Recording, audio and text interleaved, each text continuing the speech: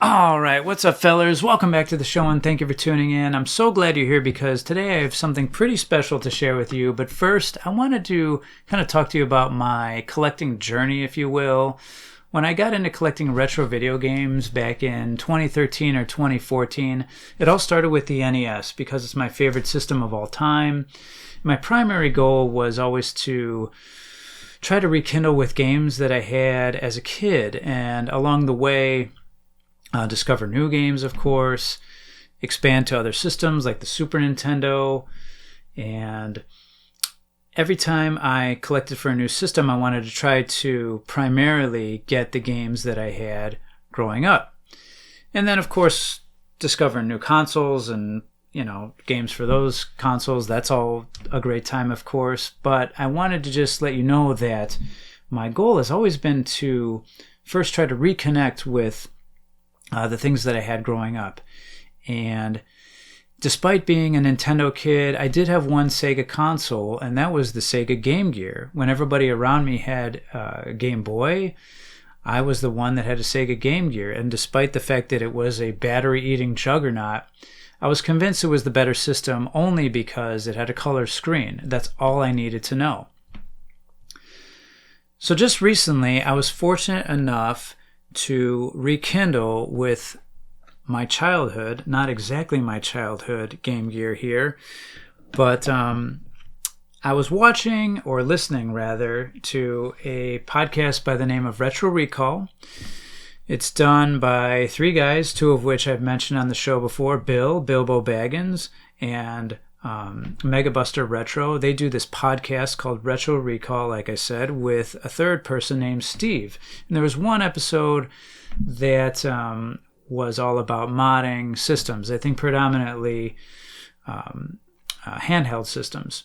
I took an interest in modding the Game Boy Advance, done a couple of those, but listening to this particular episode of Retro Recall got me thinking it would really be amazing to have a modded Game Gear with a modern screen and rechargeable batteries.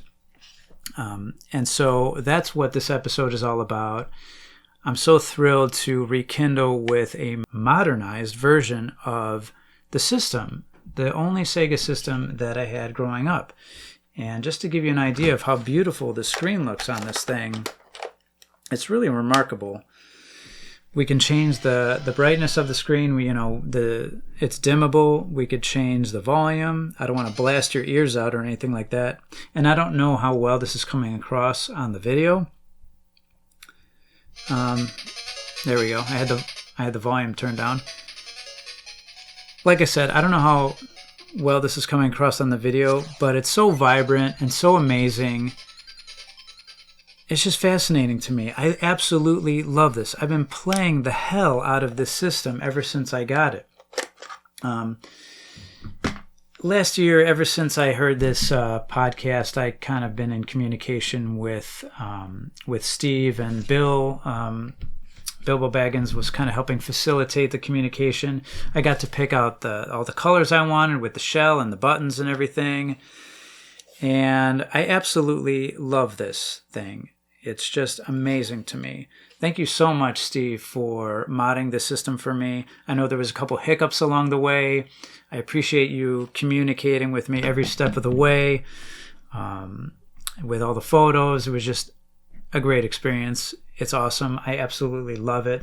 While I'm here, I'll just do a quick showcase of the games I have because why not? You just saw Sonic Chaos, Iron Man, Exo, Manowar, and Heavy Metal. Luckily, I didn't botch the name like I did last time in the pickups video there. Real quick, Spider-Man: Return of the Sinister Six. I had this game on the NES growing up. Had no idea it was on the Game Gear. Bare Knuckle. Desert Strike. Let's see here. Another Spider-Man game. Mortal Kombat 2. Columns.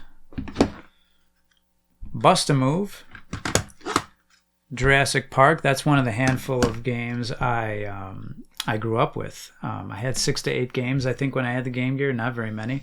Sonic the Hedgehog, of course. Sonic 2.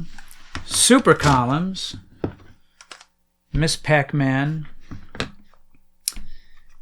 Batman Forever. Mighty Morphin Power Rangers. Batter Up. By the way, I should say half of these games, they included Bill and Steve kind of surprised me with half the games that you just saw were from them, and I can't remember which ones, honestly. Sorry about that. Not only that, they included this carrying case. It's the same exact carrying case I had as a kid with the shoulder strap there. It holds, what, a dozen games? And this is the exact case I had when I had like the AC adapter. I was lugging around in this thing. I think there's also a spot there where you could put the TV adapter that I never had. This thing is awesome. I absolutely love the carrying case. So anyway, they not only surprised me with the console, but a good half dozen at least games. I can't remember how many, 6 to 8 games. It was amazing. So guys, thank you for that. I can't thank you enough. It's like instant collection here. And the last game I don't think I showed you guys yet is this awesome Vampire Master of Darkness game. This is like a Castlevania sort of ripoff, but awesome. Really cool game. This one I got from Retro Gamer Knee. I'll probably feature it on a future pickups video.